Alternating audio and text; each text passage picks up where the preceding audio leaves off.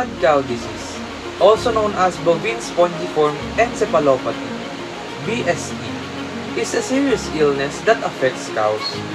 It is caused by a tiny misfolded protein called prions, which damage the brain and make it look spongy. Cows with this disease may act strangely and have trouble walking. Humans can be related by eating infected beef. This disease is very serious and can be fatal. Outbreaks of mad cow disease in 1980s and 1990s raised big health concerns, leading to strict rules to keep beef safe. Understanding mad cow disease is important for protecting people's health. And now, let's proceed to the history of disease. Mad cow disease was first identified in the United Kingdom in 1986.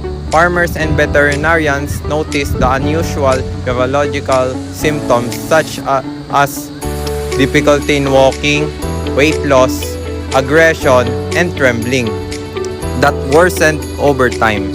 The disease is caused by prions, which are the misfolded proteins that damage the brain tissue. These prions are extremely resistant in heat, disinfectant, and they cause the brain to develop sponge-like holes. Hence the name spongiforms. How it spread among the cattle.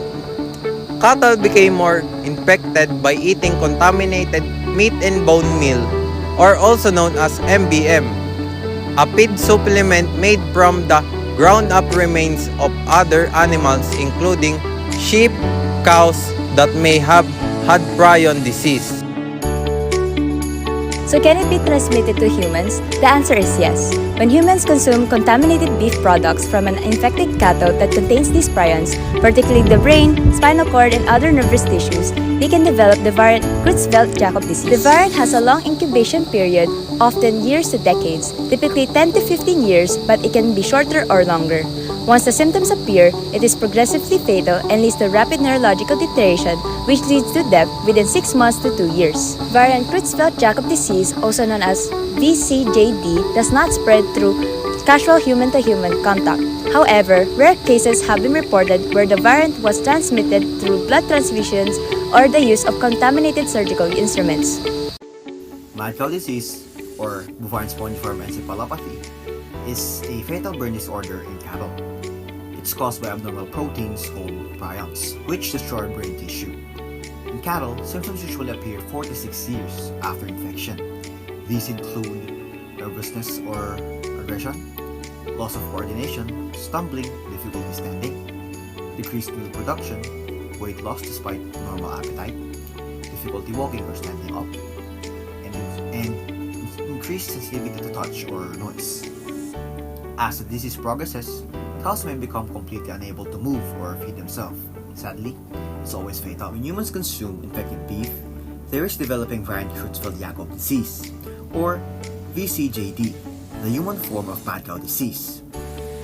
The psychiatric symptoms are depression, anxiety, and personality changes, memory loss, poor condition or balance, muscle stiffness or twitching, difficulty speaking or swallowing, and dementia in later stages.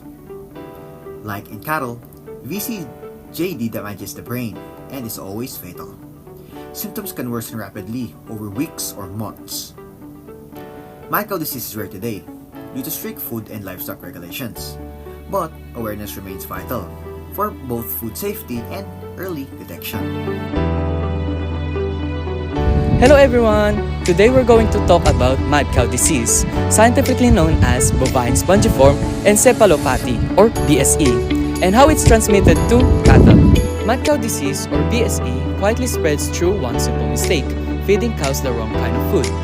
If a cow ate this contaminated feed, the prions would slowly attack its brain, leading to strange behavior such as stumbling, confusion, even aggression. The disease takes time to show, but once it starts, there's no going back and there's no cure.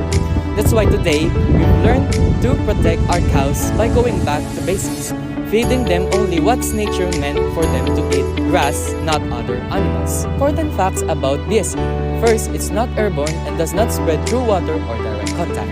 Second, there's no evidence that milk or dairy products can transmit BSE. Lastly, there is no vaccine or cure for BSE. That's why prevention is critical, and it starts with strict food safety regulations and banning of risky feeds practices.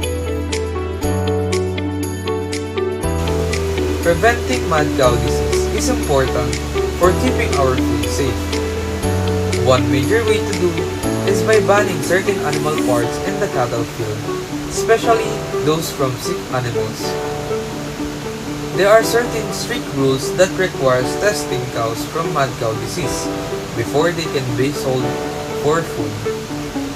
Farmers are also encouraged to take a good care of their herds by regularly checking their health and providing proper nutrition. Educating the public about the danger of consuming beef from unreliable sources is essential too. By following these steps, we can lower the chances of mad cow disease and ensure safer food for everyone.